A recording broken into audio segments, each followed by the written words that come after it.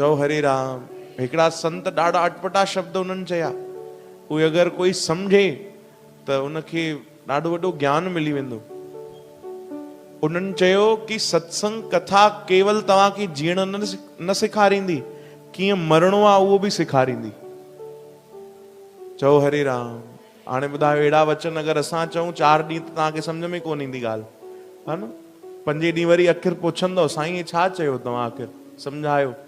संतन चयो सत्संग कथा कीर्तन केवल तव्हांखे जीअण न सेखारींदी, कीअं जीअणो आहे, हा न। केवल जीअण जी कला न ॾींदव भाई, आर्ट ऑफ लिविंग न, केवल उहो न सेखारींदव।